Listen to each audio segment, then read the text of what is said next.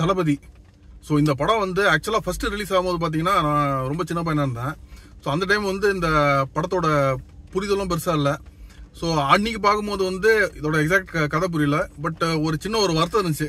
என்னடா தலைவர் வந்து அவர் லவ் பண்ணுற பொண்ணு கூட சேரலையே, பிரிஞ்சு போயிடுறாங்களா அப்படின்னு ஒரு ஃபீலிங்ஸாக இருந்துச்சு. பட் இப்போ அதுக்கப்புறம் நான் படத்தை பல தடவை பார்த்துட்டேன்னு வச்சுங்களேன். பட் இப்போ தேட்டருக்கெல்லாம் திரும்ப அந்த படத்தை பார்க்கும்போது ஒரு செம்ம ஃபீல் கொடுக்குது.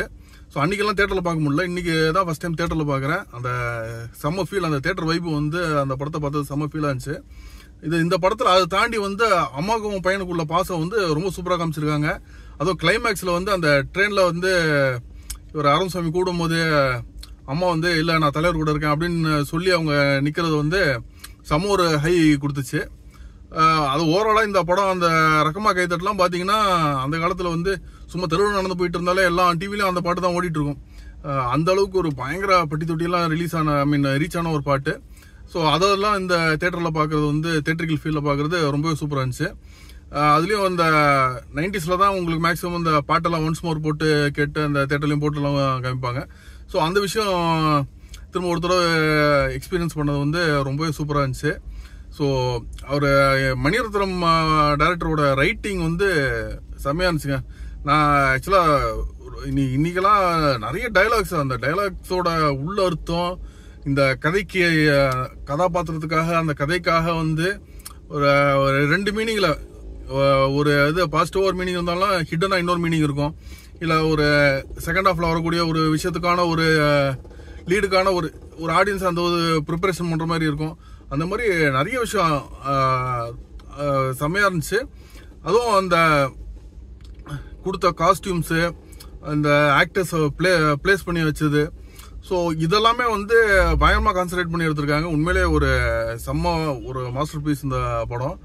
உண்மையிலேயே வந்து சூப்பர் ஸ்டாரோட birthday, first of all super ஸ்டாருக்கு ஹாப்பி பர்த்டே. ஸோ அவர் பர்த்டே அன்னைக்கு இந்த படம் வந்தது வந்து அவரோட ஃபேன்ஸுக்கு எல்லாமே வந்து நல்ல ஒரு கொண்டாட்டம்.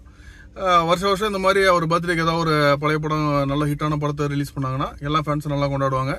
போன வருஷம் முத்துவை கொண்டாடி என்ஜாய் பண்ணோம், இந்த வருஷம் தளபதியை கொண்டாடி என்ஜாய் பண்ணுறோம். தளபதி ஒரு முக்கியமான படம் சூப்பர் ஸ்டாரோட கெரியரில்.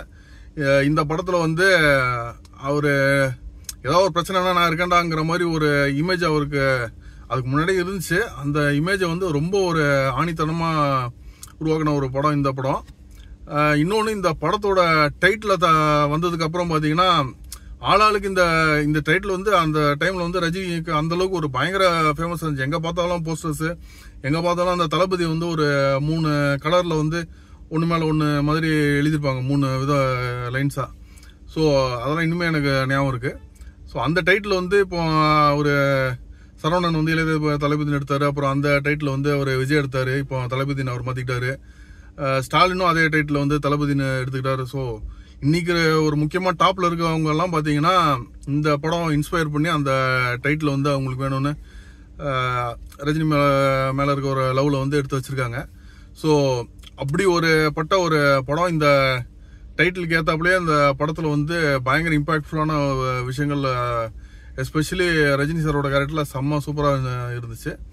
அந்த இதை வந்து திரும்ப ஒரு தடவை வந்து தேட்டரில் பார்த்து ரசிகர்கள் கூட வந்து எல்லாருமே கத்தி ஒரு டைலாக்ஸ்க்கு வந்து எல்லாருமே ஒரு ரசிகர்கள்லாம் கத்தி என்ஜாய் பண்ணி பார்த்தது வந்து ரொம்ப சந்தோஷமா இருந்துச்சு.